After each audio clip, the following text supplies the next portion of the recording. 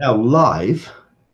This is where I also need to dial up the chat room as well to make sure everyone's getting involved on that. I know we're running a little bit late and things are a little bit looking a little bit different to how we would usually have them. Dial up the chat room as well. Purely because we are trying to get everything sorted out, and we've been running a little bit late due to me not being well and also having some technical issues as well. So apologize for that. But we are going to be diving in. We've got a couple of viewers in already. We've got Chuck who's watching. Hello, Chuck. I knew he'd be watching because he's been very engaged with us this week.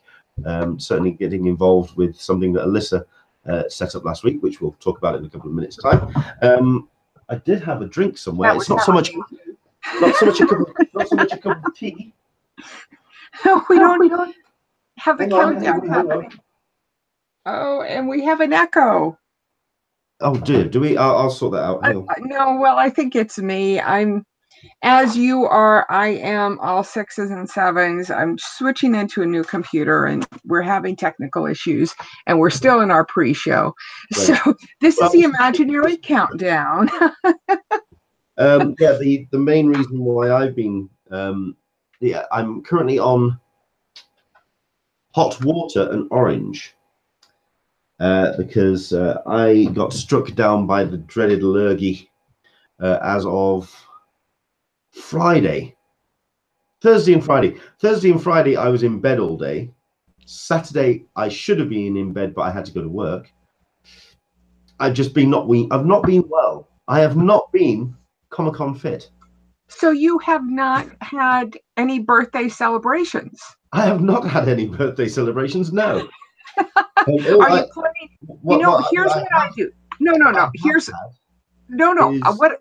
Oh, go on then. Go on. Here's what I do. Since my birthday is at Christmas time, I have a half birthday. Hi, that's a nice hand, Aaron. Oh, sorry. Yeah, it's like anyway, I have a half birthday, so feel free to celebrate your birthday next Thursday. Sounds like a plan. No, I have no problem with that. Okay.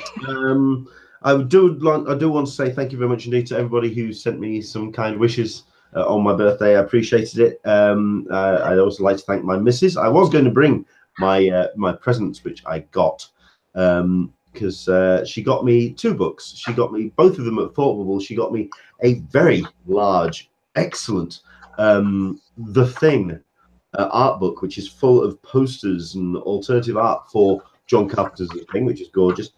And also she got me The Coldest Day, which is the book or the comic or the graphic novel by Anthony Johnson, which was then adapted into Atomic Blonde. And she got it signed by Anthony Johnson at Thought Bubble. And no, I was very happy and thrilled with that. But to everybody who jumped on social media to wish me all the best, thank you. It really made me feel better as I was feeling worse. So thank you very much indeed for all of that. Before we really get into things, I also just want to say a couple of things addressing something that was announced this week by YouTube.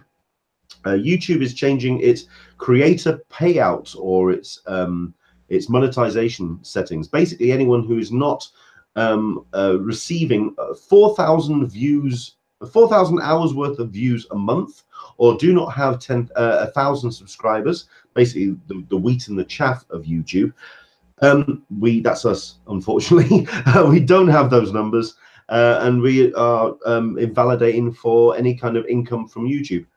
As it happened, about 2 weeks ago, or around Christmas time, I decided that we weren't going to be running ads anyway, because I just felt every time I was going to YouTube, I was flicking through ads, and that's all I seemed to be doing. And it was annoying the hell out of me. It was just supplying to the detriment. Yeah, I thank you. It was just adding to the detritus of the internet, and I hated it. I just hated it. So I decided, that's it. Oh, is it 4,000 over a year? Oh, okay. Well, then we really are screwed. Well, either way, even if we had 10,000 subscribers, 500,000 subscribers, as many, even if we were like a super huge, I wouldn't be running ads on this show. And while I'm running An Englishman in San Diego, we will not be having ads on this show because it's just not worth the time and effort. Yes, we'll take subscribers, sponsors, we'll do competitions, and we'll do sponsored messages by all means, but actual YouTube ads, no, I'm just not interested because it's just noise and I can't be bothered with it. Anyway, welcome to Talkin Comic-Con, a cup of tea with an Englishman in San Diego. Thank you very much indeed for joining us. It is the 21st of January. Calm down, you. It's not your show. Stop waving your hands. I'm doing my intro. Pack it in. Shush. Anyway, I just wanted to say welcome along. I'd also wanted to say thank you very much indeed for everyone who has gotten the notification to join us for today's show by subscribing. Please do like and subscribe to our channel because it really does help you keeping up to date with all of our shows whenever we do things live, and also for our incidentals as well. Whenever we do kind of an incidental show, you get to find out about that by subscribing to us. And all the likes really do help as well. Thank you very much indeed to that. Alyssa, it sounds like she's got something to say. She sounds like she's driven. No, I wanted to do a shout out to the Geekery because they are very close to their hitting a threshold. So subscribe to the Geekery because they literally are within a few subscriptions of reaching that 1,000 subscriber threshold. So go over that to them, do it. Aaron, they're a great group of very prolific writers and they contribute so much to the geekdom. So go help them out. They're just good bunch as well. They really are a cracky. I enjoy partying with Was it, let me guess, was it Aaron by any chance? No. Yes. Well, Aaron. Yes, absolutely, Aaron. ERIN, not today's co-host guest on the show. I just subscribed, actually. Yeah, and also to Stephanie Angel, otherwise known as Angel K. She's a great great girl to hang out with. I really enjoy her company. Did you see this? That just sounded like there's so many stories that we need to kind of know about. You know what I mean? That sounded ominous. There may be one or two from a year or two ago, but well, you know, and more to come. Absolutely, come hang out with me at San Diego next year. This is sounding like the Hangout Light. You know, or is it the other way around? It sounds like the boys had the light version, the girls did it proper. Okay, fair enough. Excellent stuff. Yeah, do go check them out. They're a great channel, and I heartily recommend to that as well. Excellent. So as always, the chat room is open, so please do jump in with anything that you want to talk about today. A couple of things I did want to quickly mention at the top of the show as well, in terms of the way that you've been getting interacting with us and talking to us. Off the back of last week, mentioned that I've been redesigning the site or resculpting the site. Wanted to do that, except that I found that my site was broken. I currently have the developers looking at the site to try and allow me to actually change stuff, which I can't at the moment. But thank you very much indeed to Caroline Donegan, who's been in touch, because I did mention that I wanted to refocus the site to be more about conventions. She sent me a whole bunch of lists of conventions that are taking part in Montreal and Ottawa and Quebec. So loads of Canadian cons. Yes, I'll be doing I'll put them in the international list. Fantastic. If there's any conventions that you want me to highlight, do let me know. Send an email to tips@an-englishmaninsandiego.com and I'll make sure that I'll have a page set up. You may have seen the guest announcement post rolling by. I'm doing that dedicated to dedicated event pages. So I'm doing all of that. So yeah, I'm doing what I can to get as much as I can onto the site. So please just keep the information coming and I'll do what I can to kind of, keep them going. Right, I will introduce my guests now. My regular partner in crime, Alyssa Franks. We've heard from her already. the bolshy bugger. So hi, Alyssa. How are you? Actually, I've been kind of in a funk recently. But the food thing, preparing the food has been kind of pulled me out of it, which has been good. I really enjoyed my time in Philadelphia with my folks and I was doing a kind of a fake, a fake challenge, just going around and trying different pho's and trying different Ben Mai's and, just kind of doing a food tour of Philly, which was fun. And so that was on my personal Twitter, which is at Alyssa Franks. If you weren't following that, it's fun. If you're in Philadelphia, it might give you a couple of different restaurants to go to. Plus, I've been having OS problems with my new computer. So I sympathize with you and having computer problems. How about you, Aaron? It's fun.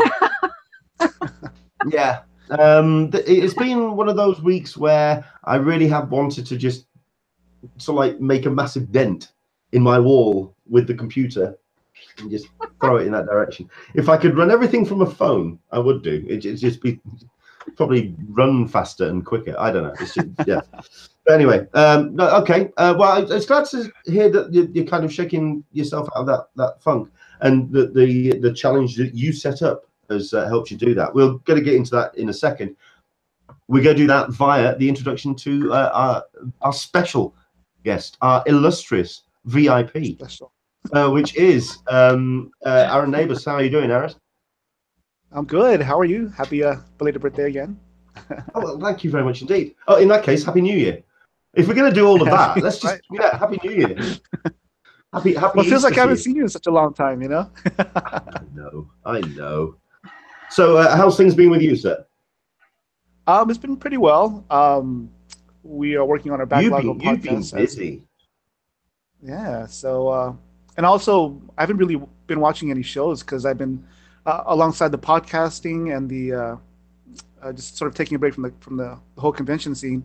I've sort of started to work on myself, sort of like taking some online courses. So. Once you get to the week in television, I might not be saying much. Fair enough. That's fine. To be honest, I think myself and Alyssa have both been kind of out of the loop as well. I mean, I am behind on Star Trek Discovery. I'm behind on Agents of S.H.I.E.L.D. big style, which I'm really upset about because I've been hearing really big things about Agents of S.H.I.E.L.D. That's at the end of the script. Okay, listen, we're teasing into it. Calm down. Okay, I'm not gonna do a show with her for a couple of weeks. I'm gonna calm her down. Okay. Does anyone? I need a new co-host for 2 weeks. Anyone want to jump in? Okay. Right. Well. But all of this, to be honest, the one show that I'm really just looking forward to returning at the moment is Legion. That is the one which I'm looking forward to. That, to be honest, that's I'm killing time at this point until then. Okay, so I've heard good things about it for sure. Oh, great show, great show, and Westworld as well. Those are the two for me that I'm looking forward to. Right, so this is where I now pretty much I've said all of this now. I'm going to hand the show over to Alyssa, who set up a challenge last week, and Super Cat Chick, leave Alyssa alone. Ooh. Oh, my buddy, they turn on me so quickly. Yes, we can. Okay. So you're going to skip the part about con news. You have no convention news for us? To be honest, the only con news that I can talk about, really, well, there's two headlines that we can talk about.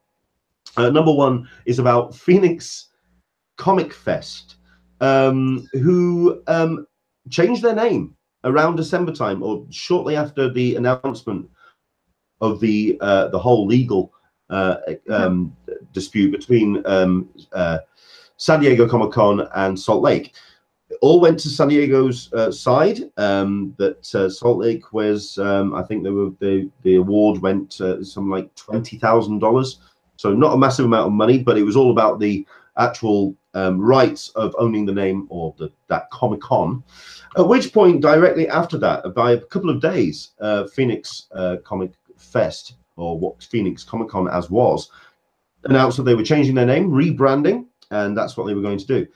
This week, however, they have made legal moves to, I believe it's either reinforce that their idea or their thoughts that San Diego Comic-Con do not have the right to the term Comic-Con, and they've actually put a legal standing against San Diego Comic-Con, effectively retrograding any kind of legal challenge.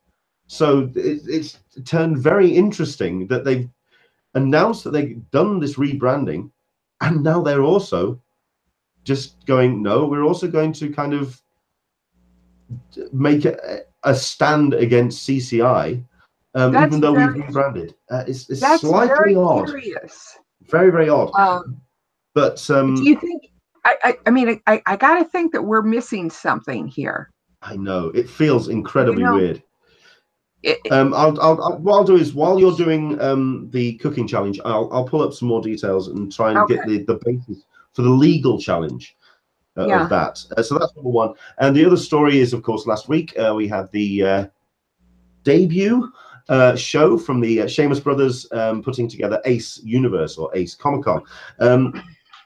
I am hearing completely differing stories from both ends of the spectrum. On one end, I'm hearing that it went incredibly well, certainly on the panels and in the content side of the whole thing. The show itself, a roaring success. And then you have the other side, the flip side of the coin, and it's sounding like organization. It just didn't seem to gel. There was no communication. There was no way for people to respond back to the organizers. And the organizers seemed to kind of like put the show out there and then left it and just kind of, it just barreled on its own accord. And there's these varying stories. I will be posting a review, which one of our followers did a great review. So I'll be posting or sharing that tomorrow. But we are hopefully going to be having Jeff Boucher joining us, who is the panel host of Ace Universe, joining us in the next couple of weeks. He said that he'd be willing to join us. But I do want to hear, if you went to Ace Comic-Con or Ace Universe, please do jump in on the Q&A and let us know what your experiences were, because it did sound like there was just this, the content and how it actually went. Okay. Dan Barry is saying, wasn't the debut, since they had a Long Island one. They had the first one, which was a Long Island one. Right. Well, I wasn't too sure, because I thought that was still under the old name. I thought this was the first under Ace Universe. If that's the case, I stand corrected then. That's fine. Kevin did a write-up on that, and it was, there were some problems too. They had some great talent, but there was some problems too. We've got a number of people on the Q&A who have joined us. Dan Barry, Michael P., Angela Copley, Leanne D. Is here. I saw a couple of people from England were also joining us. So Super Cat Chick, because she defended me, so I really like her today.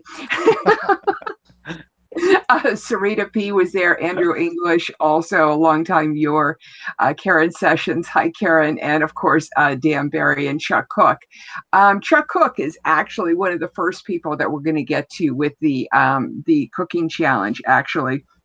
So thank you very much for joining us, Chuck. As people know, last week I introduced this list of ingredients.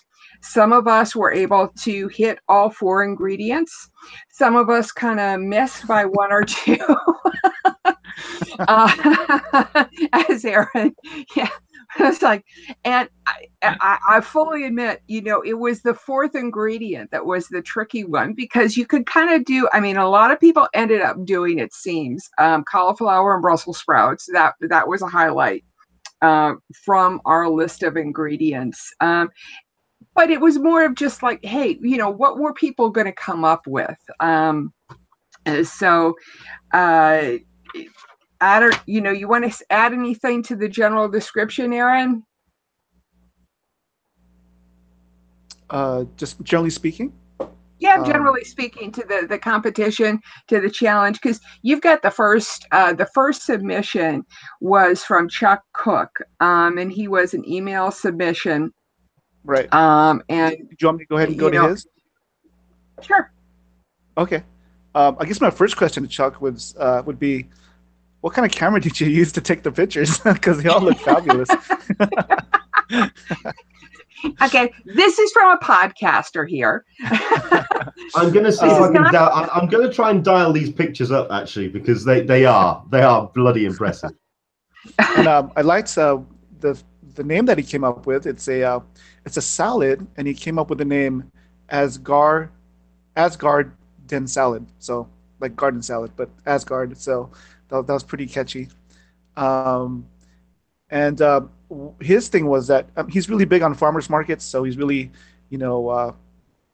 whatever's there, that's probably what he'll use. So it's kind of cool that he was sort of impromptu like that, much as the way I was when I sort of did pass by Trader Joe's, which is a grocery store chain here in the States, with like 15 minutes before they close. So I was like thinking, what am I going to do? What am I going to do? So we'll get to mine later. But Chuck's looks fabulous.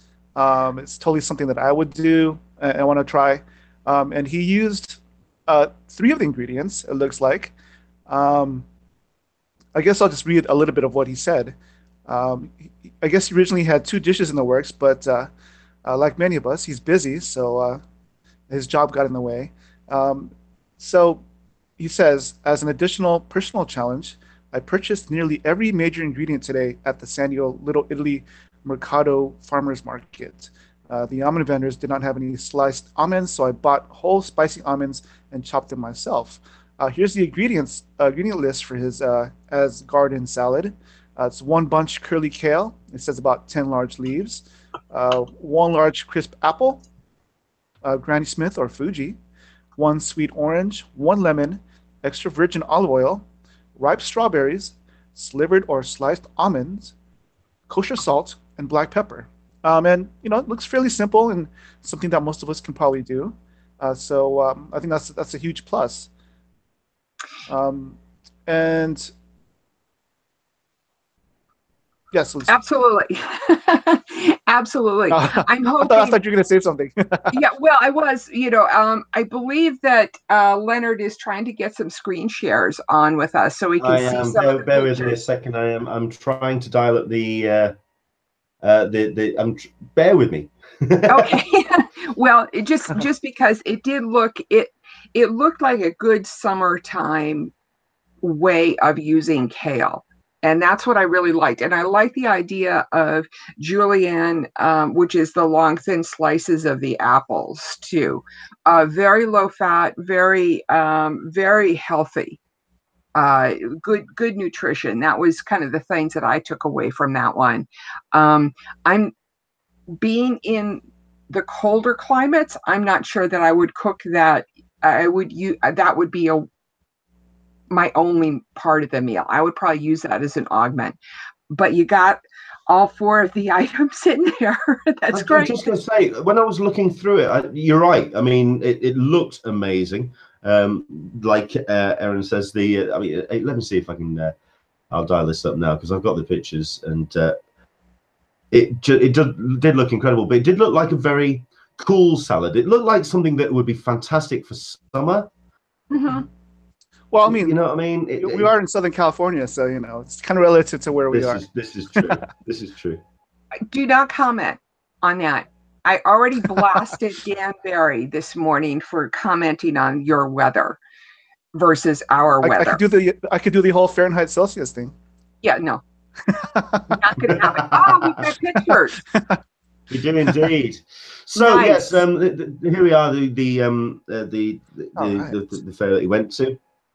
And you could, I mean, when you've got all the healthy ingredients and everyone really kind of getting into getting their food fresh and all their ingredients fresh, crepes, can't be a good crepe.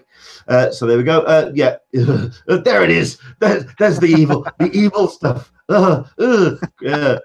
That's kale. So we'll move on. But no, fresh strawberries. I mean, look at these pictures. I mean, we went to town, didn't he? and this is what he came up with, which just was very impressive. I'm sorry, I can't help it. Say horrible stuff, but no, and but like I say, it's incredibly simple. I quite liked this as well. The kind of like the salad vinaigrette that he put together.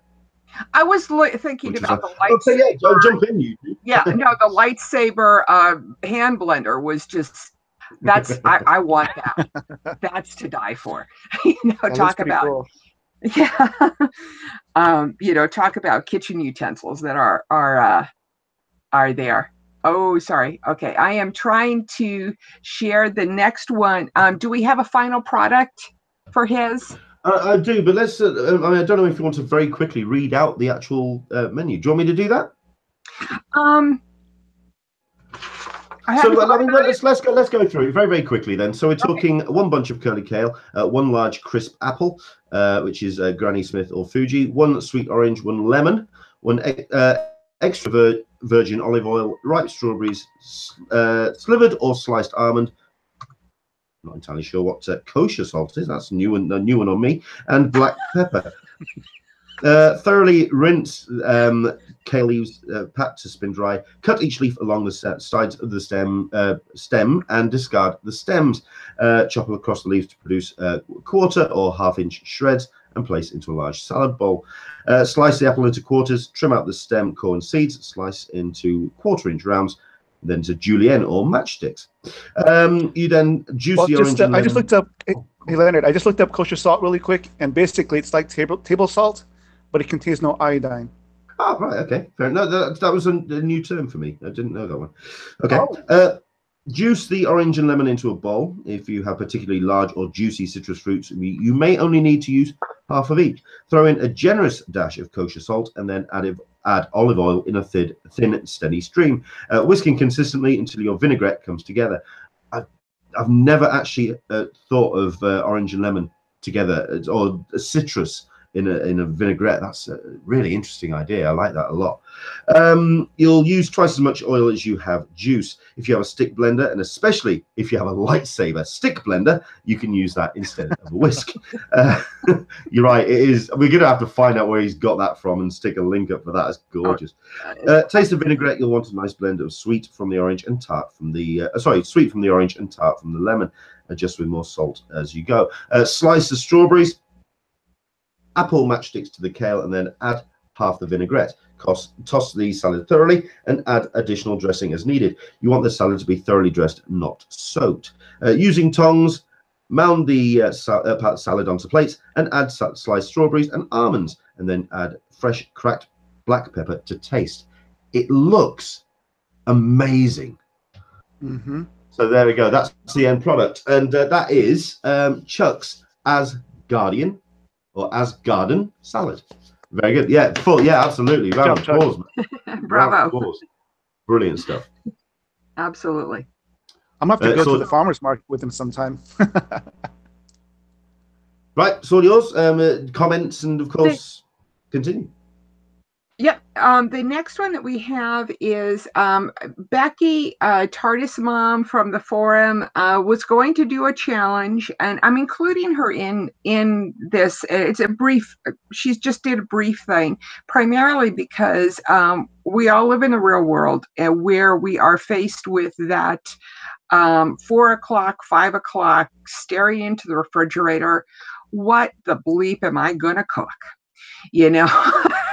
Well, I mean, to be honest with you, and we all want to eat well, you know, but we end up going to chicken fingers and French, you know, bagged French fries because they're easy and they're convenient.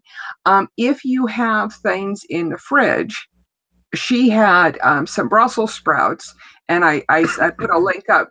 I put a link up because she was getting ready for this challenge, but she was still trying to feed herself, you know, because real life challenges, and she couldn't quite get it together. So she had some Brussels sprouts laying around. So it was only herself. So she threw them in a pan, roasted them, covered them sprayed them with some olive oil, put some herbs on them, and just some natural seasoning, whatever you've got in the thing, and had that in some hummus. You know, that's a solution to the what to do about the 4 o'clock problem. So consequently, the point I'm trying to make here is if you have items in the fridge that are healthy, you will eat them instead of the potatoes and the chicken fingers. Some suggestions I would have used for her is to also have maybe some garlic and pan fry them with some Parmesan cheese on top, which is one of my all-time favorites. I also recently had a Brussels sprout thing with some malt vinegar thrown on top. They were crispy fried with some malt vinegar. Oh my God, bar food, it was great. And he did this blackberry bold cocktail that was amazing too. but I digress. So I just wanted to bring those out. Leonard, can you just, I don't know if it's worth taking a picture of or doing a screen share of, but I sent you that link just to give you an idea. Let me see if I can dig that out. Yeah, let's see if I can. Okay. That so was getting computer work to talk. So yeah, bear with me a second on that. Okay. No worries. It really, to be honest with you, it's basically just Brussels sprouts in a baking tin on a plate with some olive oil. So if we want to move on, if you want to work on trying to get the next one, which we really do need to do justice to, which was Comic-Con Dad and Mark's recipe, which Aaron is going to take over and do this. Wow, I guess before we go to this one, like your point about Brussels sprouts and did you say balsamic vinegar? Yep, or balsamic vinegar, yeah, or malt vinegar. That's usually English. The UK does it with malt vinegar, potatoes and malt vinegar. Mm-hmm. So yeah, I think I've had that before, and then I was sort of I think I came across another recipe. It was at a bar, coincidentally, where they used some sort of cherry reduction in addition to the balsamic vinegar. And I thought that was pretty good too. Mm-hmm. Brussels sprouts can take big flavors, so you want to hit sprouts with big flavors. You don't want to go small with them. That's, it's not like it's something that's delicate like asparagus. Right. All right. This next one is done by Mark. He goes by Mark on the forum, and I was completely blown away by this one. I was like, "Whoa, this is incredible!" And so I'm not sure how close Leonard is to doing a screen share, but well, yeah. I mean, I think I've got the idea. If this is the same one, which I think I've got. I can do a screen share, but I'm not entirely sure how well people can see it. But I'll give it a go. I mean, I don't know if anyone wants to jump in. Just look for the picture of Thanos. Oh yeah, I've got the picture of Thanos. That's not the problem. Okay, that's the one. That's not the problem. I mean, let me show you what I've got, because I want people to see the. Okay, cool. Actually see these pictures. That's the thing. So no, do continue. Let me know if I can kind of get closer to these pictures. There we go. And I'll read what Mark wrote, because he put some work into this. So I wanted to get his just due, because he put a lot of work not only into his recipe, but into his explanations and his descriptions. So it starts off with a picture of Thanos. And it says, "Hey there, Thanos." I'll tell you what. Hang on, 5 seconds. Then let's just show Thanos. There you go. There's Thanos. Okay. There's Thanos. Yeah, he goes, "Hey there, Thanos. I know you've got a packed schedule, ambitious goals, and you want to get started, but I also know that you can't conquer the universe on an empty stomach. You deserve a meal that is filling and packed with the nutrition that every aspiring tyrant needs. Now, healthy food doesn't have to be boring food, so we'll color it up with a rainbow of healthy ingredients and serve it all in a fun shape that is sure to please the dourest of dispositions. Eat it all up, and there will be dessert, plus a special guest. And it's pretty much a risotto dish, and he named it risotto alla infinito. I guess paying homage to the Infinity Gauntlet that Thanos is going to be eventually wearing, and he sort of shapes his risotto into an Infinity Gauntlet, and he uses some of the major ingredients as the Infinity Gems. Well, do you guys prefer Infinity Gems or stones? But I do. I usually do stones, but that's just me. Can you, Leonard? Can you make yours the prominent picture? Uh-oh. Have we lost Leonard? No, Okay. no, you haven't lost me. All right, cool. So there you go. That's so yeah. Where do you want me to go? That's good. So I'll just go ahead and continue the description. And he says, "Note: I recently had to switch to an extremely low sodium diet.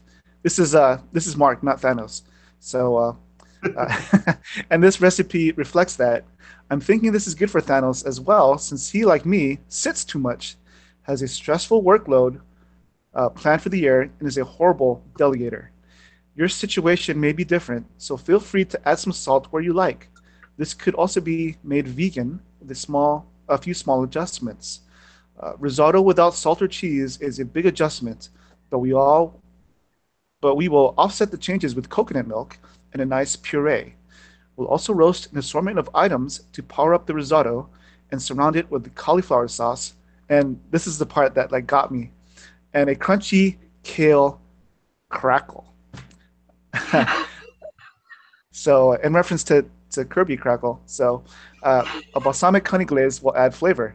The glaze, sauce, puree, and kale can be made in advance.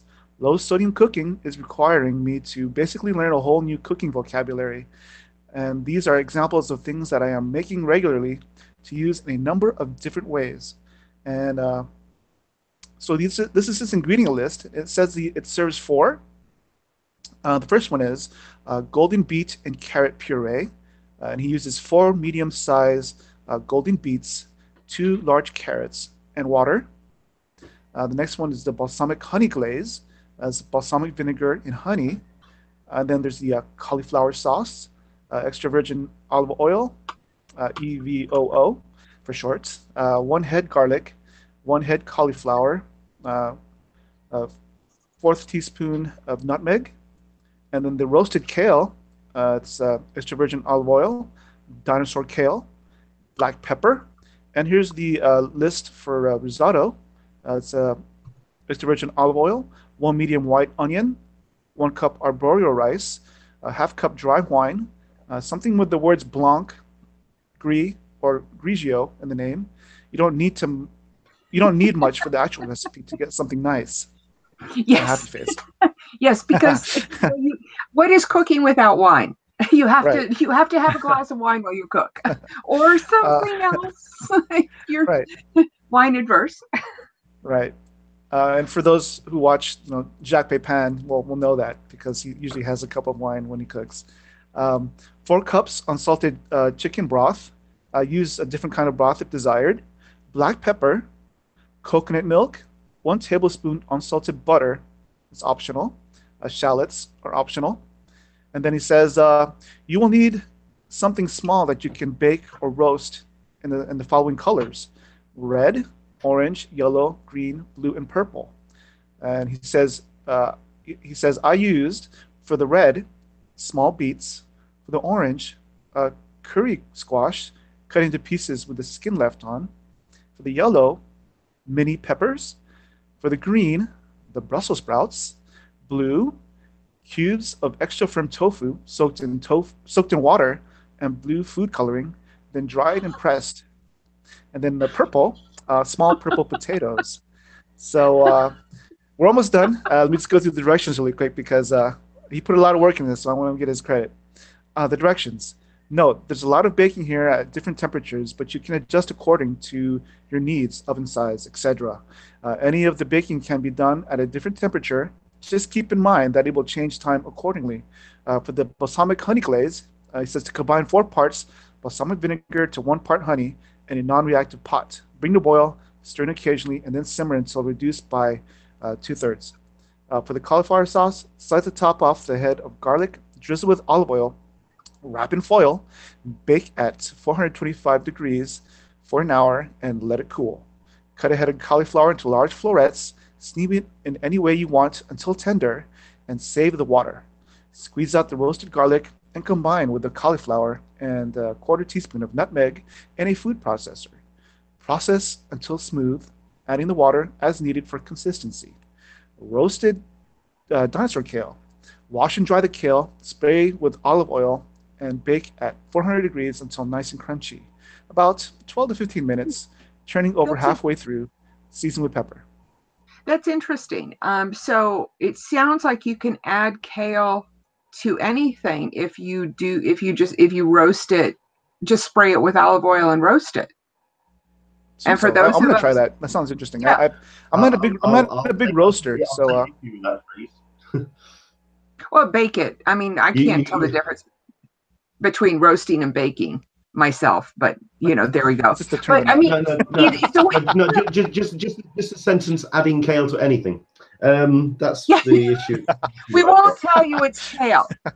Okay, how about that? We'll call it seaweed. We can do that. Ground sea. It's the same thing, right? It's all green.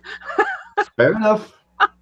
I was liking the adding. What I liked about Mark's recipe was, and I was going to stop you there, but I decided to let you get more of the way through it, was adding the different colorings for the different infinity stones.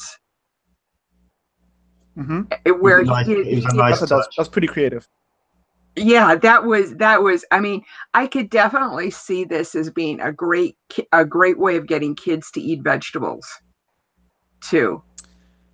I guess if people want to read the rest of the recipe, they can go to the forum. I'm sure Alyssa and Lena will share the link for that. But yeah, just check it out, because once you look at the assembly of the risotto and all the stones or gems, I mean, it does look like the Infinity Gauntlet with the Kirby crackle surrounding it. It's incredible. And I guess before we move on, he does a dessert. It's called Eros's Incomparable Dessert. And Eros is Thanos' cousin. So it's kind of cool that he kind of paired them two together. And the basic ingredients for this dessert are apples, oranges, cinnamon, honey, brown sugar, unsalted butter, maple syrup, and Grand Marnier, or something comparable. So it looks pretty interesting. So go check it out. If you want, Leonard, if you could call up a picture of the final of that. Absolutely. That would be, no, it's right here. It's right here. Yeah. Bear with me a second. Okay. While you're doing that, Chuck Cook on the chat says there is no difference between roasting and baking. It's the same thing. So don't let that throw you. Thank you. I appreciate that. Cavi Warrior said, I hadn't seen an episode of The Englishman in San Diego, and I come back and there's this one. Well, welcome. It is comic. We are trying to become Comic-Con fit, so we will enjoy our conventions more in the springtime when they resume. I think the first con that we've got a bunch of people going to is Gallifrey Con. That was mentioned earlier today. Super Cat Chick is also on the forum, on the chat. We've always been taught to massage kale with olive oil if you don't cook it, to soften it up, and it definitely helps. So there is that K word again, Leonard. Well, listen, I mean, the issue that I've always had with kale is that it's too sharp, it's too dry, it's too bland. The idea of massaging with olive oil may help it out. It may wake things up a little bit and may change it around for me. I don't know. But I'm just remembering the kale and strawberry smoothie that I had last year in San Diego, and yeah, that did not go well. Yeah, kale in a smoothie. Yeah, I'm with you on that one, I have to say. I'm still. I guess before we move on, I'm sorry, Alyssa. Yeah, I just want to go point out ahead. that his dessert is actually meringue. So I encourage people to go check out that recipe I've because got that on I've there always as well. wanted to try meringue. So I want to definitely try out this recipe. So my understanding of meringue is that it's just egg whites beaten. It's kind of another But fancy I think the way of trick, saying froth. yeah, You but I know, think like the trick is to get enough air into the egg whites to get a good peak. So I think that's the trick. And I guess depending where So you it's are, kind of maybe like elevation wise. I grew up making my own whipping cream.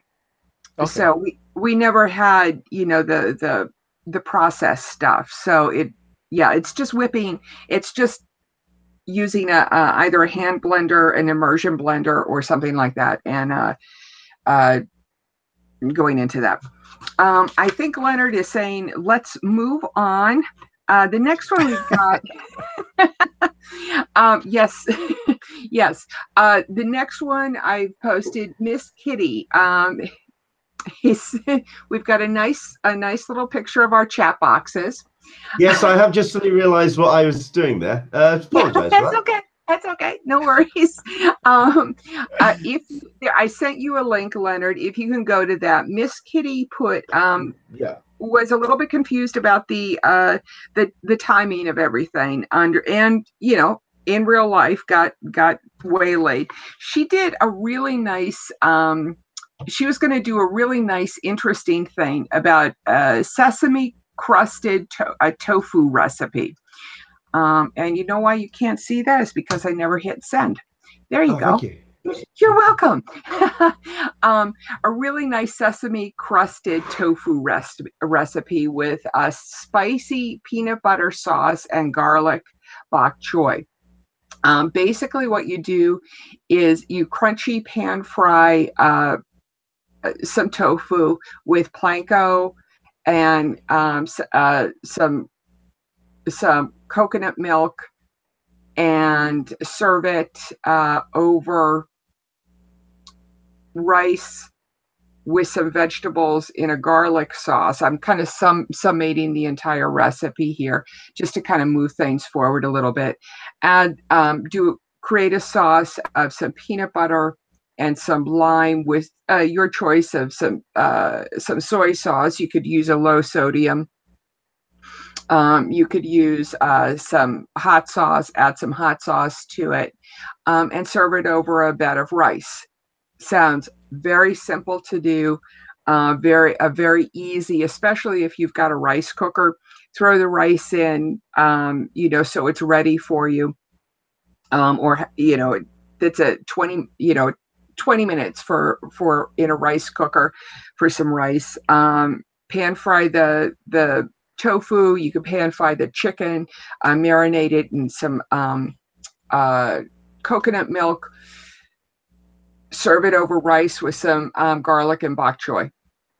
It's that's absolutely one of those kind of go-to simple basic recipes that are great for everyday life.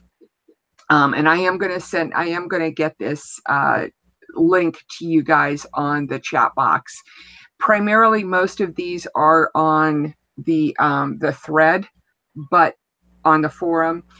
But I'll make sure that some of these other recipes are on there also, are listed in there too. So the next one we have is Aaron.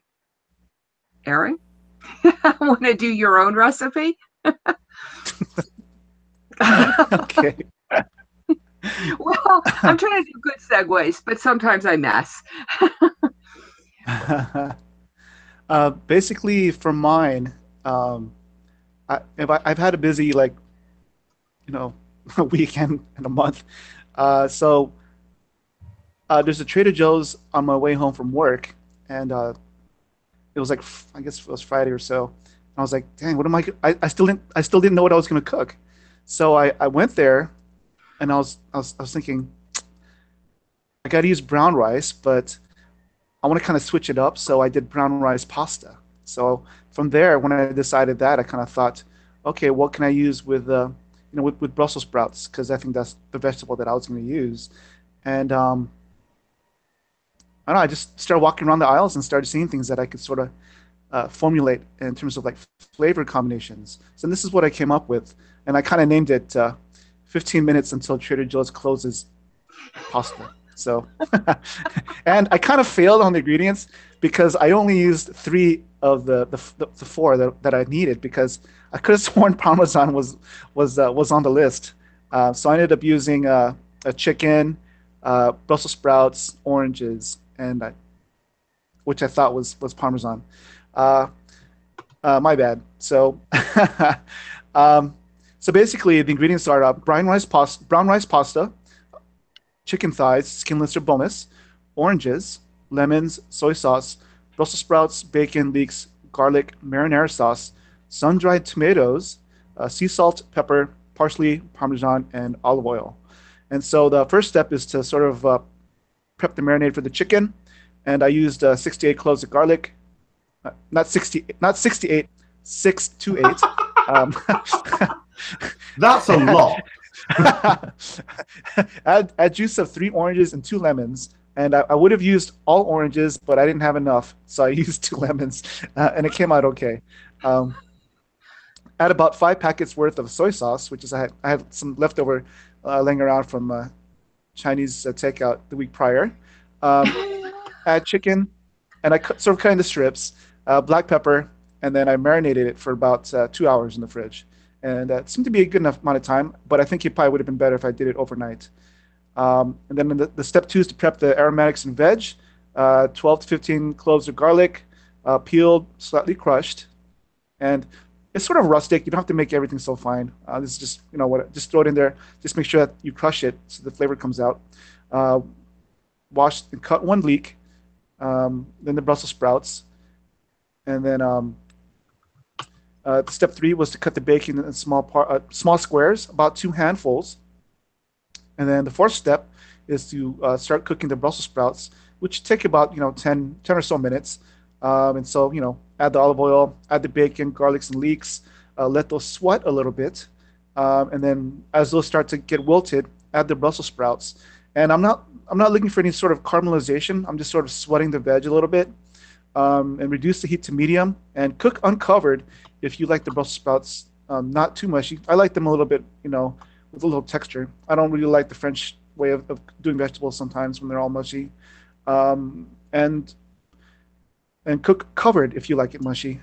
And then when you're about halfway done, I added about half of the marinara sauce, and then I ended up sort of adding a little bit more just to coat the Brussels sprouts, but not make it too overpowering, because I wanted the ingredients to sort of shine through. And then sort of concurrently, I was also cooking the chicken.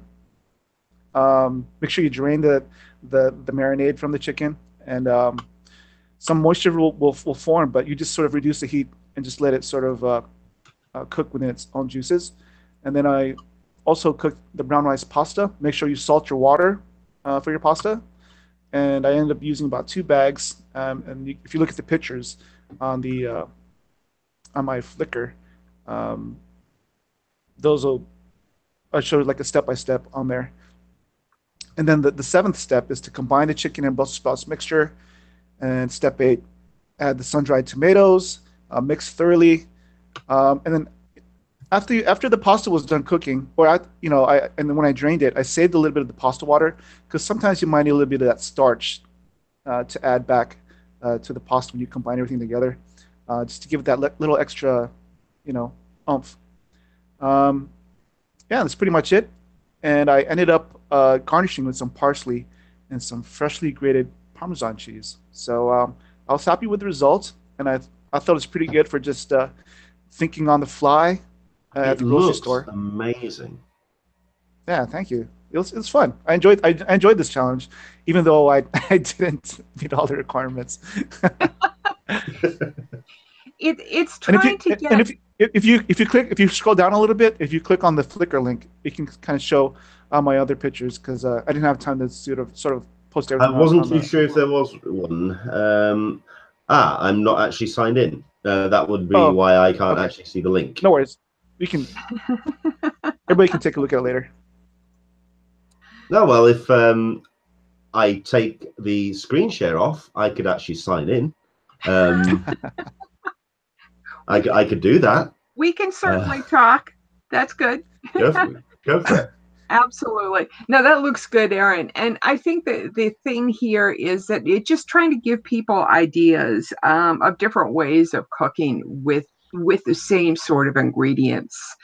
Because we all grew up with different types of cooking, given the fact that we're in different regions. My cooking, and I'm up next, which is very Italian based because I grew up on pasta and red sauce.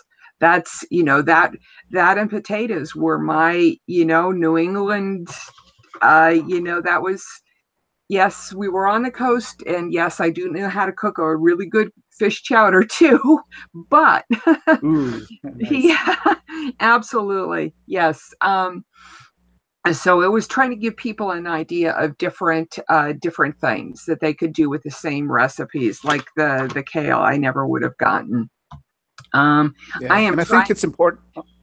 I think it's important for people not to be stuck on recipes too much because they're really more just guides. And like when I was at the grocery store, I guess I've cooked enough and had enough experience where I kind of imagine and think of the flavors, how the flavors would be together. And I even switched it up later on when I actually started cooking yesterday. Like soy wasn't really part of the equation, but I kind of thought instead of adding salt to the marinade, I might add a little soy just to add a little bit of the, some depth to the flavor. So sort of like drawing upon like the chicken adobo it's a popular Filipino dish that I grew up on.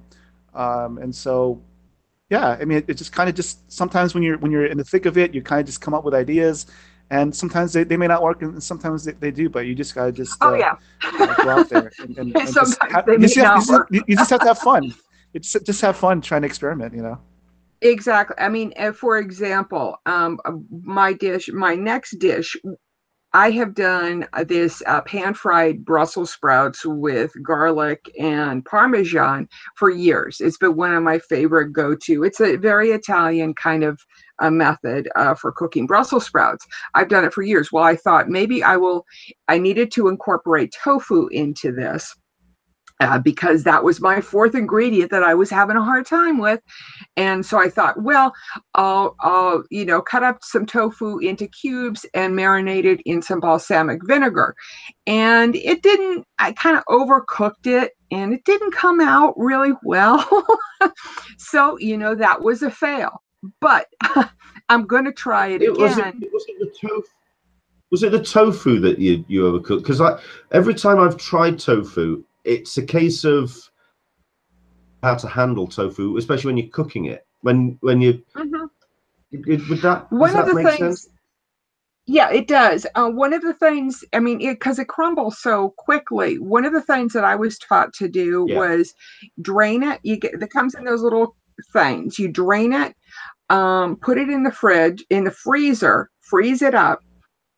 That's the second part of the recipe. Of mine. Nope. Nope. Down. Drain it, freeze it, for at least for a day or so. Thaw it out, drain it, squish it, and press out all of the oil. That's the tofu right there. You just passed it. I pressed out all of the water and just sprinkled it with balsamic vinegar. And you could see how it's really kind of very porous. So it really just absorbed it, and it actually had a good flavor to it. And now if you scroll down to the next one, you'll see how I incorporated it together. Those little white bits are garlic, and I used about a half a head of garlic. So maybe your idea of 68 cloves of garlic is not way off for my cooking. I was just about to say, Andrew English is actually saying, hopefully that you 68 is not going to be included in this particular recipe. Well, the one thing, garlic, Yeah, I mean, the one thing that I've also found with tofu is that, I mean, it is the ingredient which just soaks up the flavors that you incorporate it with. I mean, how does that work with the Brussels sprouts then? Because does the Brussels sprouts tang kind of overpower perhaps? No, but it gives what I was going for is I had that a bar food, which is Brussels sprouts with pan fried or deep fried with malt vinegar. So I was going for a different sort of a flavor. These were the overdone Brussels sprouts with tofu. Hey, I like overdone Brussels sprouts. So well, I'm not going to complain. I wouldn't complain. Yeah, they needed a bit more crunch. They needed to be pan fried. I tried to bake them. I would recommend pan frying them with the garlic and the tofu. It will hold together, and then topping it with Parmesan cheese. The next dish here is cauliflower. I did a cauliflower steak topped with pesto and cheddar, a sharp cheddar cheese. So how you do this is you cut it into fairly big stripes, a good probably inch. Lay it in the pan. Coat the bottom of the pan with some olive oil, because olive oil, cheese, rocks. Pesto. Take the pesto. You don't have I don't have a picture of it, but coat, if you've got a pastry brush, coat the cauliflower with the pesto, and it just kind of gives it all around, adds that oil to it, so when you bake it and or roast it, whichever one we're calling it today, it doesn't get too dried out. Then you top it with some, I used a Cabot Simply Sharp or extra sharpest cheddar cheese you've got, and the end results I think you can scroll down for, Leonard. And this was absolutely the hit of the the night last night, where these guys, everybody really loved this dish. Nice. That one I highly recommend. I've cooked that a couple of times. I topped this all off with just some fingerling potatoes covered with olive oil and rosemary, and roasted them. So this was all kind of a one oven meal. That's pretty straightforward, but as Aaron was saying, it's just what things go together. Cauliflower and cheese goes together. Well, let's try some pesto. I wonder how that would taste with it.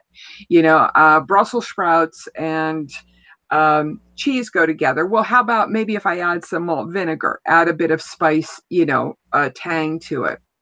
And the garlic. I'd love to know. I mean, obviously the whole idea of this session and this particular feature is for Comic-Con Fit. I'm curious what the actual calorie counts are for these recipes. Absolutely. To break these down, because I mean, I think the reason why I bring that up is because of cheese, the cheese element that you add in here. I mean, obviously you're offsetting that with the cauliflower, and obviously that's going to kind of balance things out in terms of the calorie intake and that kind of thing against heavy cheese. But that, I mean, it looks amazing.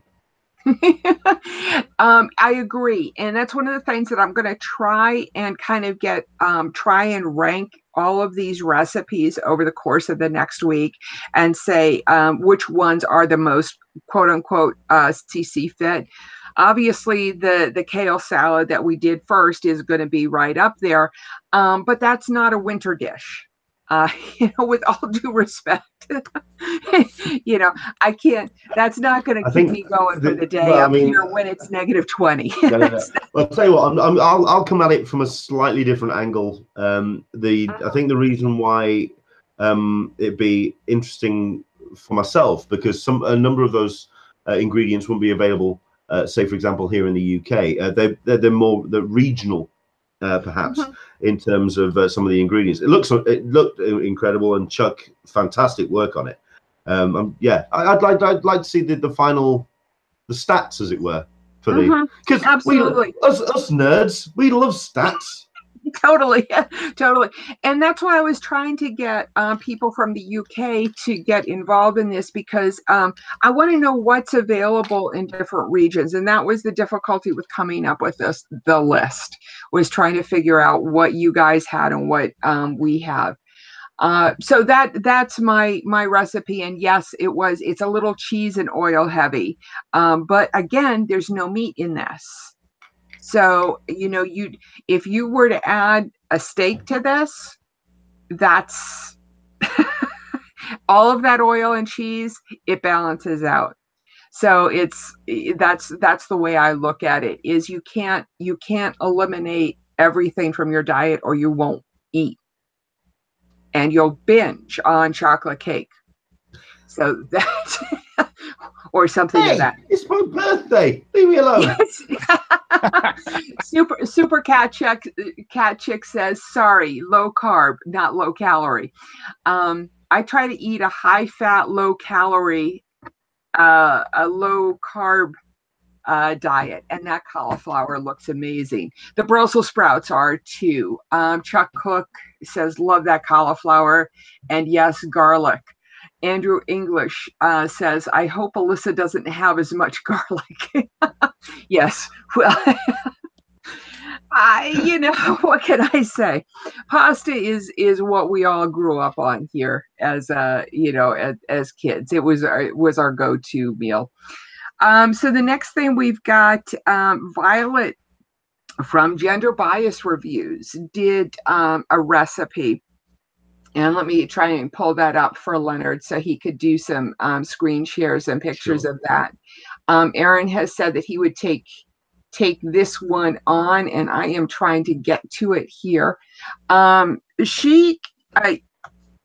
Interestingly enough, it seems as though that she pretty much used only items from the list. So she's the first one that's done that, as far as I can, or has come close to it, as far as I can tell. So let me see if that was indeed. Oh no, that was the wrong one. Sorry, Leonard. You seem to have sent me a link to pornhub.com. Oh, did I? Really? Is that different? Yeah, that's there. I have no idea what this website is. I have never heard of it before in my life. That's total and utter crap. It's food porn. It's food porn. Foodpornhub.com. She's disparaging my good name, and you're the ones that's saying that I pick on her. Okay, fair enough. Okay, yes. Well, actually, no. I think what you've sent me is a list is your own. So let me see if I can find. I know. I'm working on it. I'm sorry. It's the one above. Is it? Yeah, who am I looking for? It's the chicken, kale, and coconut. Yes. Oh, Violet. Sorry. Yep, found it. Okay. Yeah. Okay. Aaron. Cool. Yeah. And shout out to Violet because she's jumped back on the Comic-Con Fit bandwagon and started to work out more diligently. So shout out to Violet. It's good seeing you back on the Twitter. And hers was 2 chicken breasts, organic unsweetened coconut milk, kale, and brown rice. And so the steps are soak 2 chicken breasts in unsweetened organic coconut milk overnight in a Ziploc bag. Remove the chicken from coconut milk and bake at 375 degrees for 35 minutes. Cook kale. I'm going to interrupt right here. Okay. A suggestion is after she marinates it for a day, to take it out of the bag, egg wash and coconut, so it kind of just intensify and get that crispy outer layer on it. Okay. Interesting. So, continue. Okay.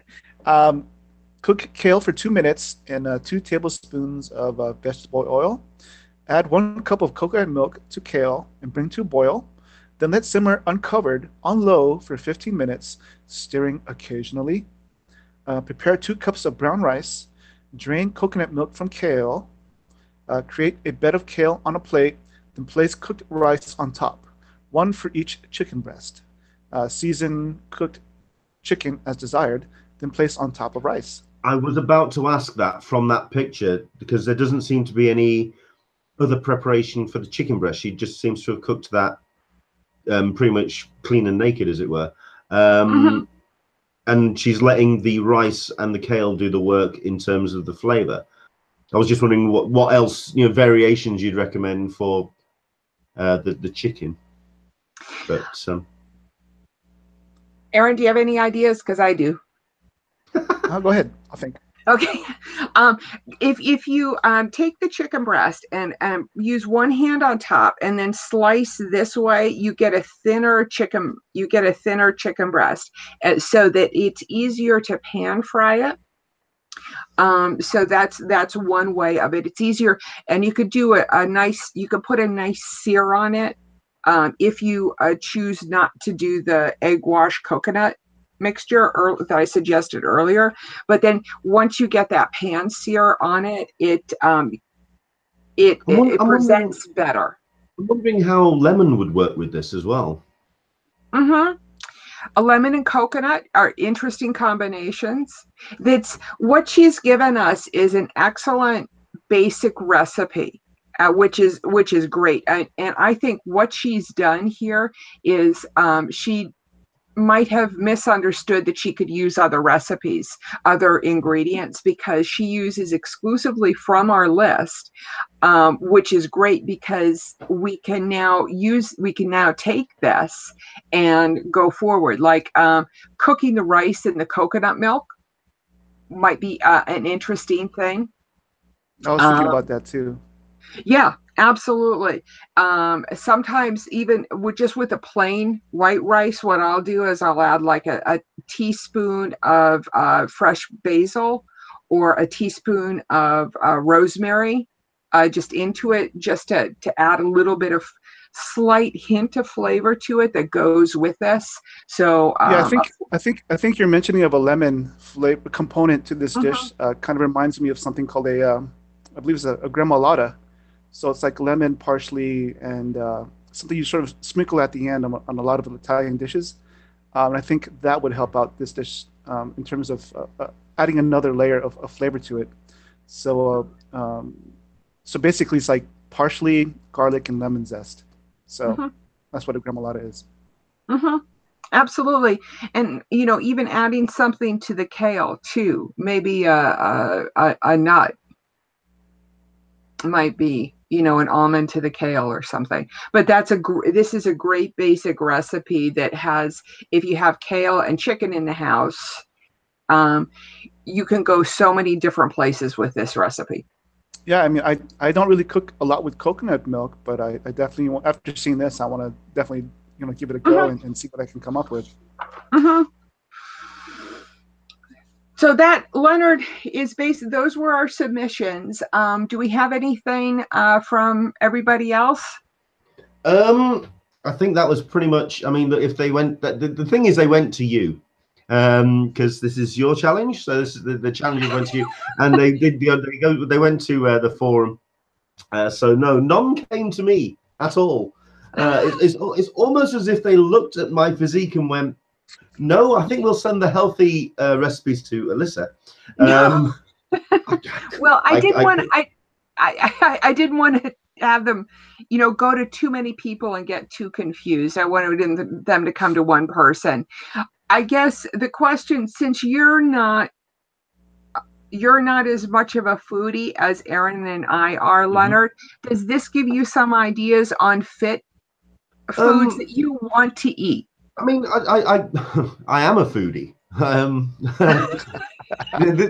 This physique did not happen by accident. All right, this is deliberate. But I think the changes to the diet is the thing that this is encouraging. And absolutely, I mean, I'm certainly getting a number of the ideas, especially with the. I mean, there are a couple elements to this which I was interested in. Certainly, okay, the reintroduction to kale. I think it's more a case of looking at the way it's prepared. And the changes to that, because I think I've maybe been ruined with the way that it's been presented to me in the past.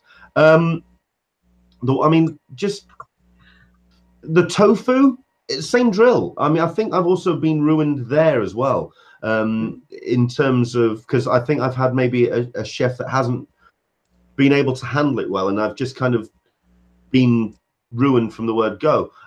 So reintroducing different elements and different ingredients to my diet, or to we'll go general. our diet to kind of to talk about how we can make changes, make adjustments, because at the end of the day, if we can introduce something to our lifestyle which will allow us to be more productive, more energetic. I mean, the one thing I'm also curious as well, I mean, we were talking about the calorie content. I'm also curious about the energy that's available from these, and whether these dishes would be available or be suited as well as we get closer to a convention. What kind of energy retention we get out of them. If they would be good to, say, store in Tupperware to have either leading up to or during a convention. I mean, certainly the cauliflower I quite like as kind of like mid-con snack, as it were. Does that make sense? Yeah, but it's pretty garlicky. So everybody's going to look at you. Not something you want to pull out in a panel. Trust me. Oh, no. Okay, fair enough. Makes sense. I see what you meant. I see where you're going. I mean, certainly, like even I'd like to know how the salads would hold up. Say, I think pasta dishes would hold up pretty well. I think the pasta dishes would hold up. I mean, the salads would possibly, if you'd soak them in oils, they would get a little bit too. I mean, certainly the kale would just soak that up. It'd just turn. Oh yeah, okay. So I think that's where I'm coming at this whole feature from, in terms of the more convention relevant aspect of it. I mean, where we can get the energy from and how it would allow us to eat during conventions. I mean, the one thing that I always say about San Diego when people ask me about the town is what it's like for its food. And at the end of the day, San Diego is a stunning city for its food, its restaurants, and you can overindulge. These recipes can allow you to detox during a convention and keep the momentum going, perhaps. So I think that's where I'm coming at it from. Mm-hmm. If any of this makes sense. It sure. Does. It does. I think that both Aaron and I have lost 25, 50 pounds, over at some point within our recent memory. And I think that that our energy level has increased so much because we're not carrying the weight. I think that if you were to put the effort behind trying to lose some of that now, you would find your energy level to be a lot higher. How's that for coming back to you with your energy question? No, I'm down with that. But I totally agree that it's also it's down to physique, it's down to that. But food also can provide the fuel. Absolutely, and to have a nutritious diet going into the con season is going to help you deal with the con season and avoid con crud. I think the one thing that I don't want to kind of encourage is going to detox, to salads, to There's diets where you can kind of cut everything out, and next thing you know, you do lose the weight. This is for somebody like Leanne on the chat who's saying that she has a problem going to the grocery store and putting foods together and coming up with something that's healthy. That's if you approach it from that level and get away from these silly grapefruit diety kind of stuff, then I think that you've got to put in a nutshell. I mean, like, if you think of food as fuel, and you want to have the some decent fuel that goes into your body, right? So you can be energetic and productive. And I think Jared's going to be on your show next week, but I mean, he often says the 80-20 rule, So, pretty much one day out of the week, he can eat whatever he wants. And I think that's key to like a long and consistent and successful plan to sort of control what you eat. And so you need a day just to sort of eat whatever you want. But that comes with a condition that on those other days, you're doing a good job overall. So Right. there's the eating healthily, and then on a Sunday morning, I don't know, for example, cold pizza. Yes, Aaron. We saw that post. No, totally. I mean, it's chocolate for me. They had these amazing after Christmas chocolate sale on. So on like Belgian and French chocolate. What am I going to do? Not get it? I like dark chocolate too much. I'm going to change the subject here, though. Go for it. Can I do that? Have either of you seen The Post, the new movie? No. Okay, Aaron, have you seen The Post? No. Okay. I'm just curious because I'm thinking about actually not seeing a science fiction movie and going and seeing that one. When does Black Panther come out in the UK, Leonard? Oh, I believe it's either the 12th or the 14th of February. Okay, so not a second. Okay, I was just checking. You have to alert us when that one comes out because we want your early feedback. The only thing I do know is it's the 12th. It's 4 days before you guys. Not to rub it in. Yes, that's what I remember you saying that, and I keep getting January and February confused. For us it comes out on the Monday. I believe it comes out for you either the 15th, 16th, Thursday, 16th. Friday. 16th technically. 16th. Yeah. I did see that Cloak and Dagger release date has been and a trailer has been put out as June 7th on Freeform. I'm kind of hitting a lot of different things here of just that have happened. Did you hear that? Yeah. So just to give people an idea that a trailer dropped for that, and it's on Freeform, which they've been putting out some interesting stuff recently. So they're definitely a network that I'm watching these days. There's been there was a bunch of Freeform announcements this week. Yeah. Not just the kind of like genre superhero stuff either. There's been a lot of sci-fi, a lot of original content. Yeah, they're not resting. They're not letting Netflix and Amazon and Hulu have all the fun. I've been excited. Yeah, it's been looking interesting to see what Freeform announced this week. Cavi Warrior asks you, says, "Hey, you two UK people for getting to see Black Panther early." Let's see. He also says, "Is Monday release a normal thing for you guys?" No, it's not. I mean, for example, for Star Wars, I think we had Wednesday. Wednesday's usually the day because what usually happens is you get, because obviously they do stagger the release dates usually pretty close actually, because you'll get, say, the French or European their releases like the Saturday and the Sunday, or usually Sunday night. Then they'll come across the channel and then they'll do us, and then they'll head to New York or Los Angeles, and they'll kind of, instead of having a world premiere, they'll kind of like stagger their premieres as they go around the globe. It's gotten to the point now where they come east to west, as it were. And then go round to Japan. Eventually, they kind of go round the horn, as it were. So for us, we usually look at around Tuesday, Wednesday. So no, this is going to be an early one. Did you happen to catch Runaways yet? No. Oh, that's okay. Is that it? Yeah. Okay. I think I was too busy. Yes, I was too busy throwing up. Yes. Okay, that's fine. Well, Cavi Warrior asks. So, Andrew English also says 12 food box delivery service for UK.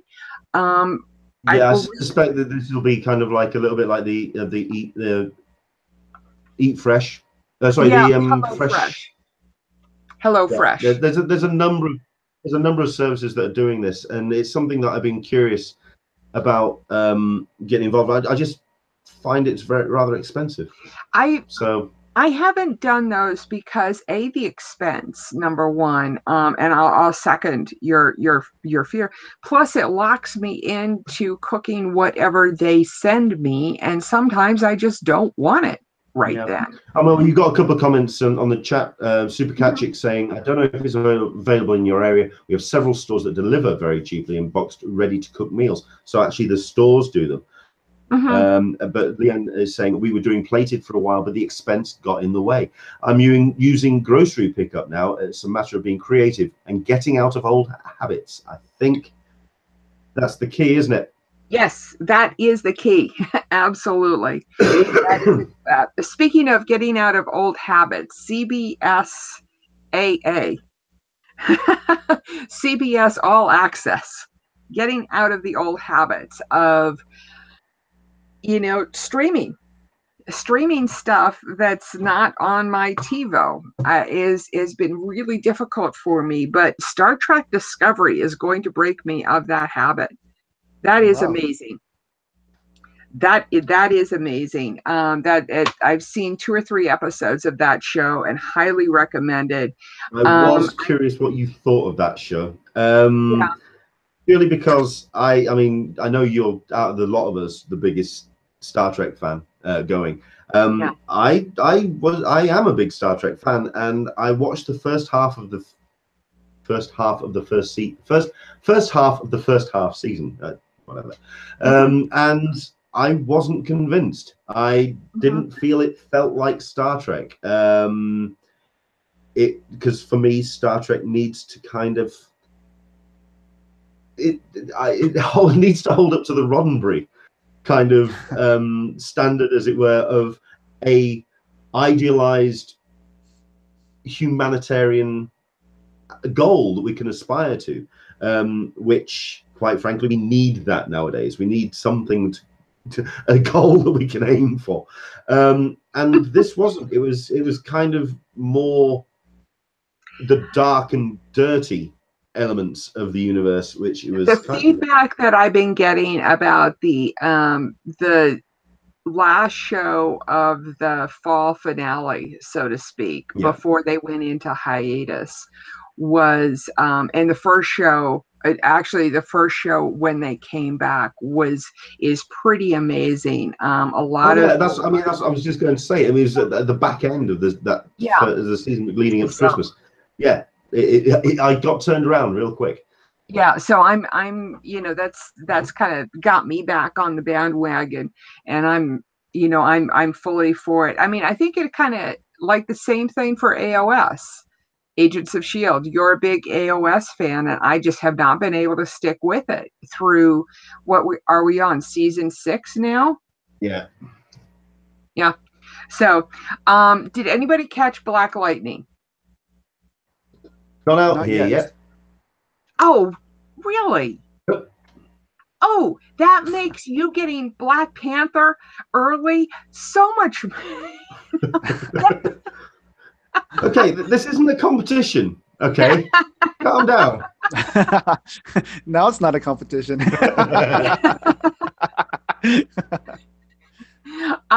So that's been getting rave reviews. I had a boo-boo with my DVR and forgot to set it up.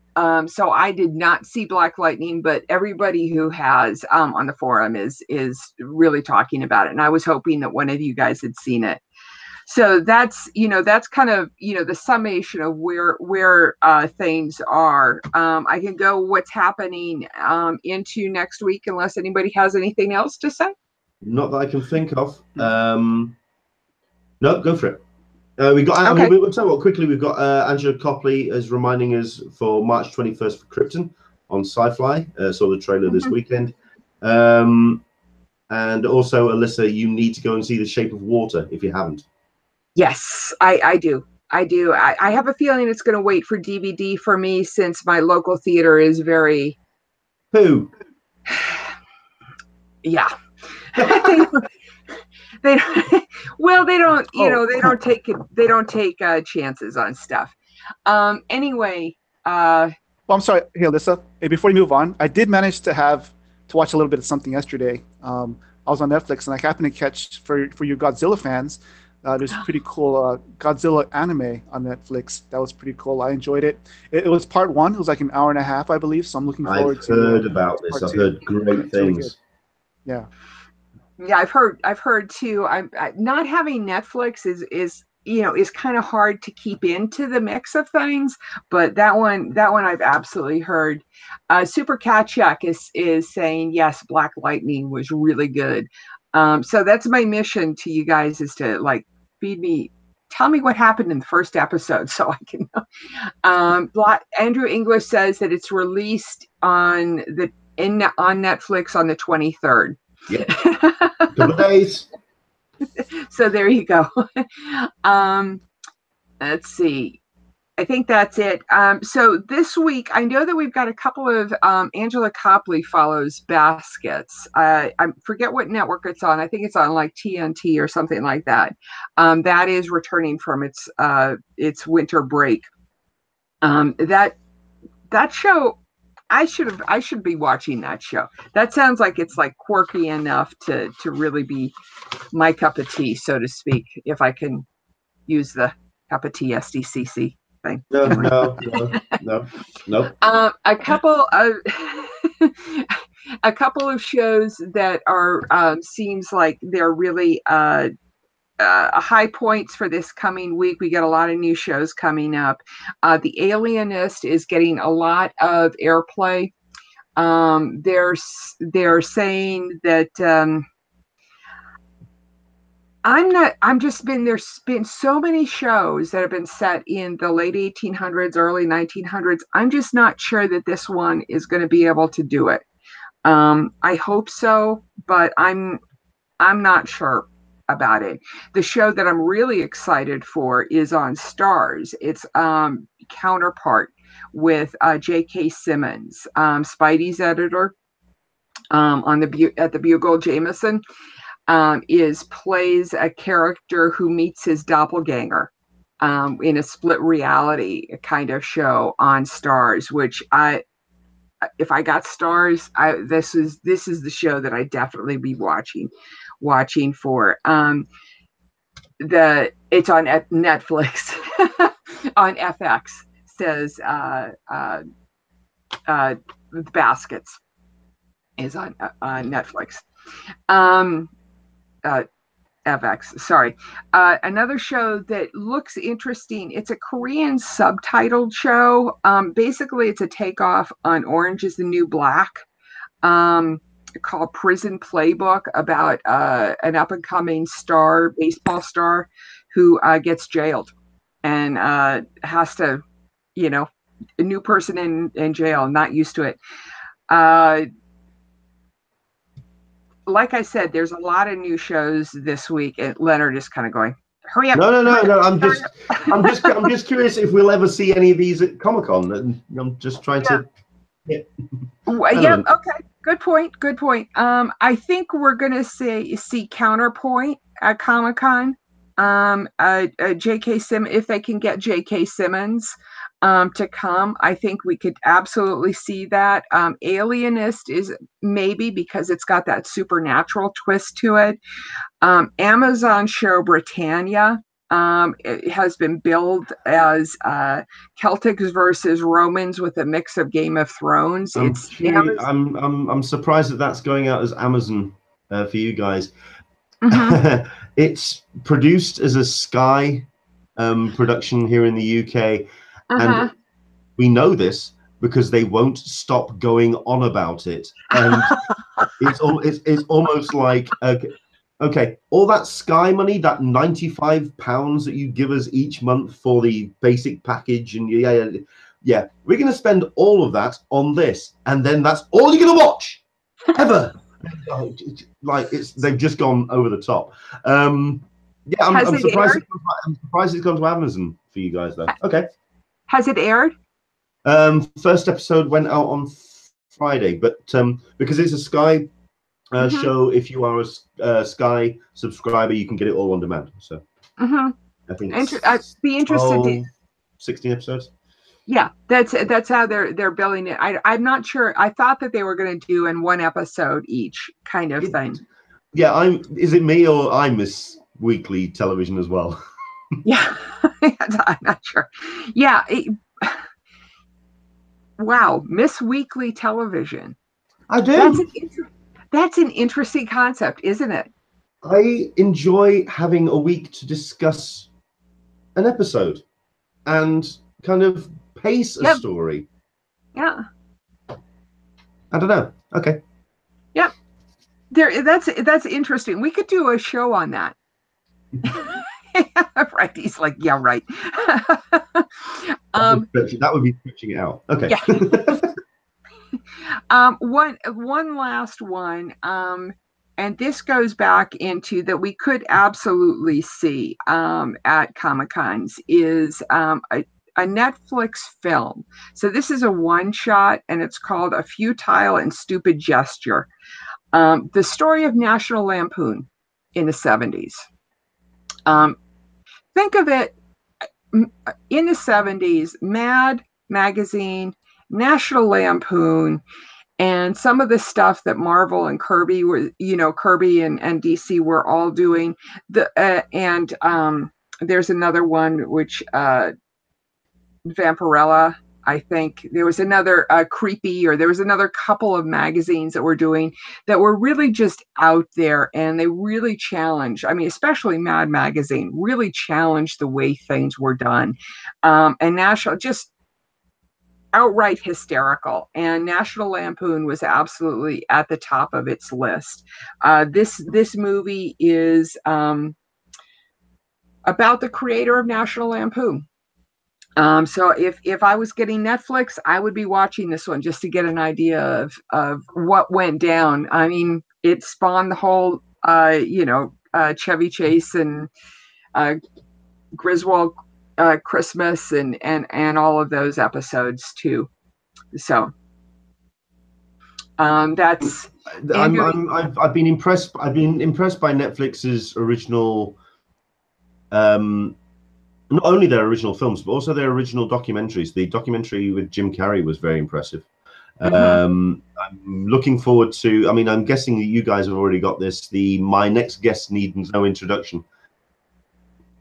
That looks rather cool. But there's a show. You cut out there. My next. Yeah. Oh.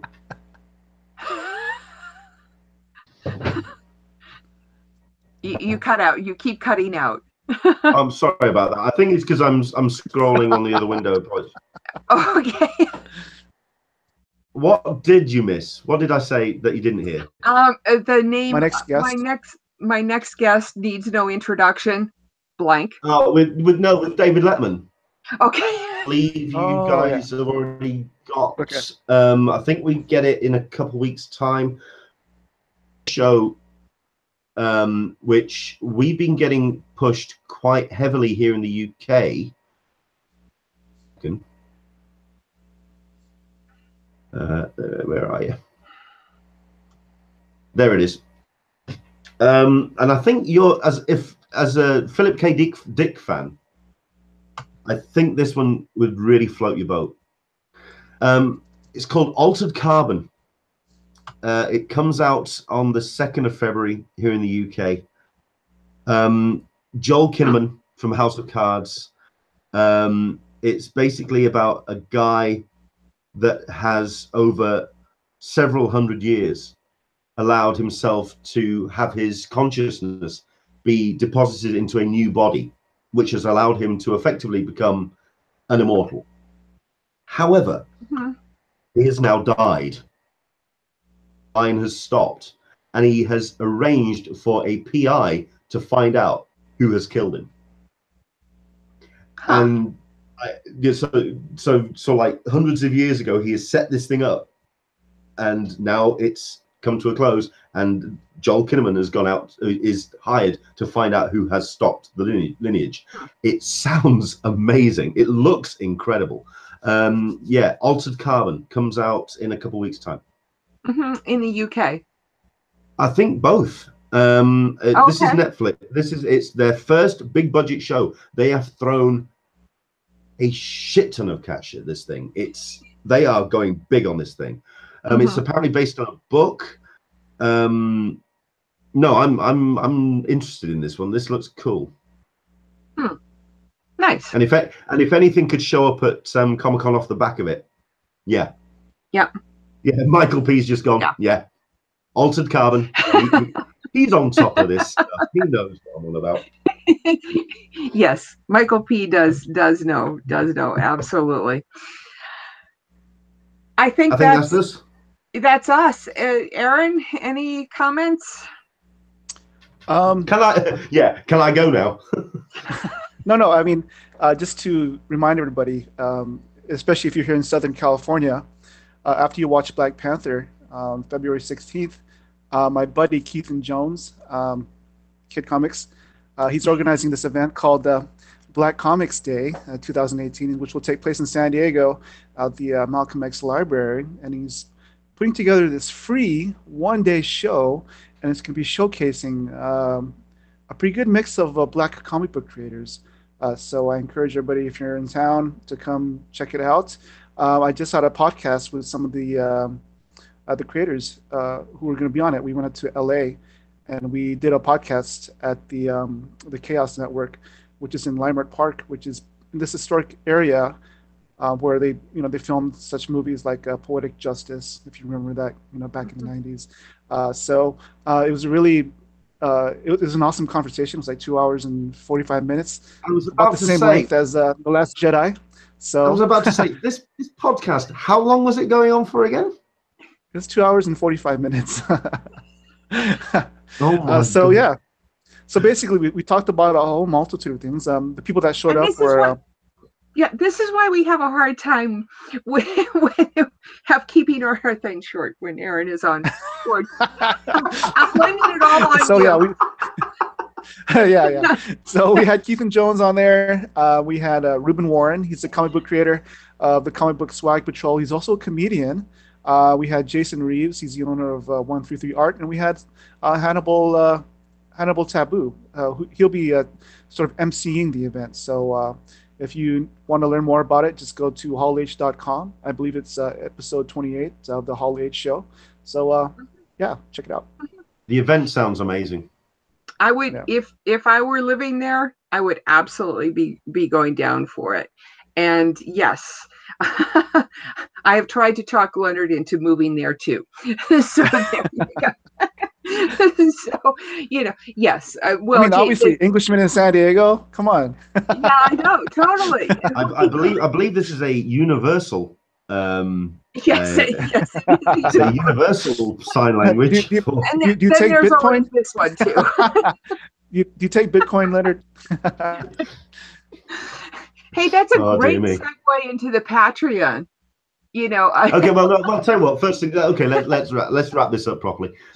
Thank you very much indeed to everyone for watching. I hope you enjoy it. And yeah, I hope you do get involved with more of the thread. Follow the thread for more recipes and ideas about eating healthily and getting into SDCCfit.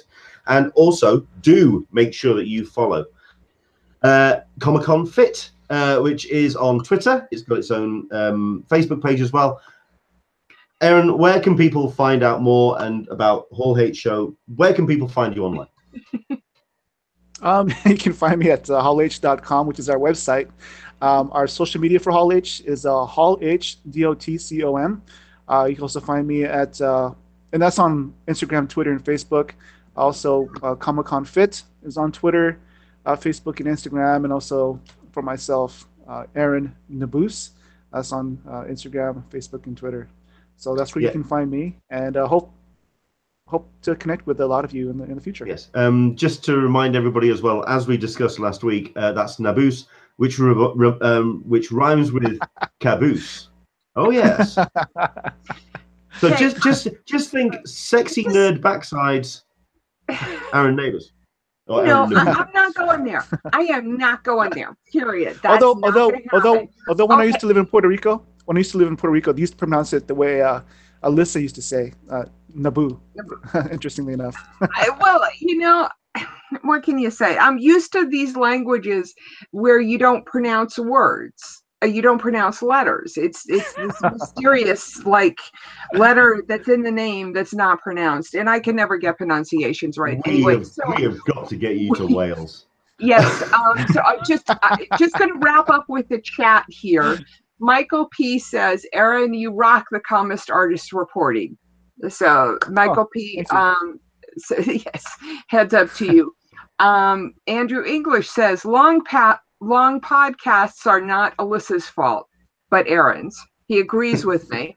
That's my story, and I'm sticking with, even though he does put a tongue out kind of emoji at the end of it. Let's see. Dan Barry wanted to go to that event, but it's the same weekend as Long Beach Comic-Con. Oh, man. So you're not going to Long Beach Comic-Con, Aaron? No, that's Long Beach Expo, actually, Comic Expo. Comic-Con's later on in the year. Okay. So you're not going to Long Beach Comic Expo? No. Okay. Fair enough. So we need to find somebody else to do a live report from there. Okay. Excellent stuff. Where can people find you online, Alyssa? Looking at Karen Sessions' last one, but I'm not going to go there. Well, keep going. Okay. People can find me on Twitter at Friends of CCI is my Twitter handle. You can also follow my personal one, which tends to get a little bit political at times, and that's at Alyssa Franks. So that's a little bit more looser Twitter handle that I use. You can also always find me on my website, which is friendsofcc.com. Forum and blog. Brilliant stuff. For myself, it's Englishman SDCC, of course, on all the major social medias. And on Facebook, you can actually just search for An Englishman in San Diego.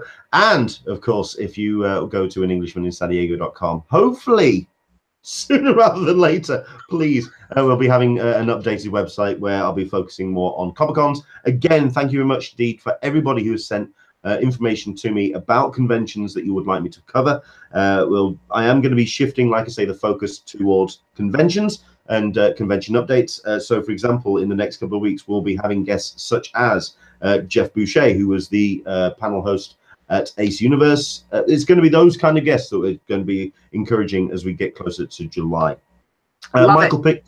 Michael P is asking, any mention of press for Comic-Con? No, but that also does wrap up another bit of news.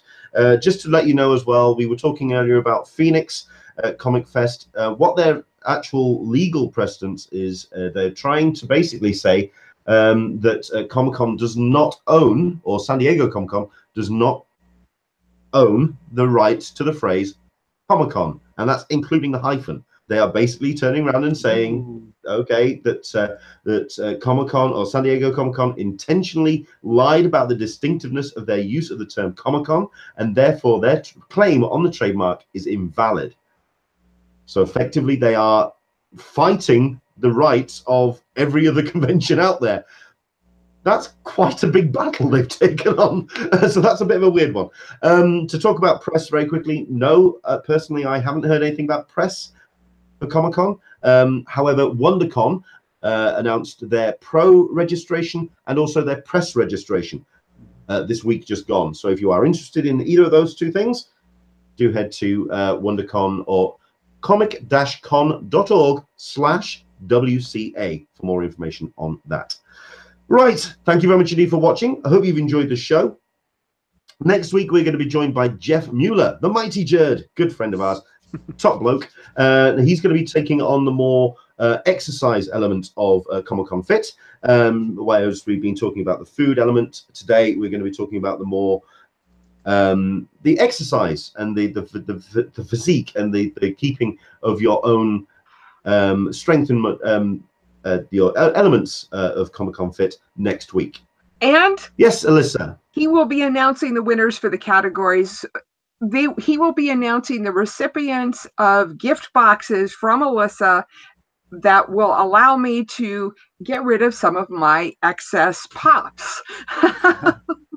Another word, prizes. And I guess before, I'm sorry, before you, since you're going to have Jeff on for next week, I encourage your listeners to check out his podcast, Geek Fitness Matters.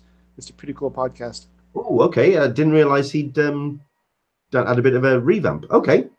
Yeah. His co-host is Ryan Day. So they sort of talk a bit about fitness, Brazilian Jiu-Jitsu, and a lot of the stuff. Wow. You know, that make, and it's definitely not PG-13. So you know. Fair enough. Excellent It stuff. also seemed that it was intense fitness stuff, not the stuff that We can do. Well, yes, that I can do. Yes, that was where I was going with that in a nice way. Okay, I know a bunch of people are leaving us, so I'll make it real quick. Thank you very much indeed for joining us. As always, we look forward to anybody who wants to support the Hangout in any way that you can. And the best way to do that is through our Patreon page. Head to patreon.com/EnglishmanSDCC and please donate where you can. And of course, like and subscribe this video and spread the word. Do take care. We'll hopefully see you next week for another Talkin Comic-Con, a cup of tea with an Englishman in San Diego. I'm now going to find a small corner of the room and cough myself into oblivion. For myself, from Aaron, and from Alyssa, take care, and we'll see you next week. Peace. Cheers. Talk to you later. Bye-bye, guys.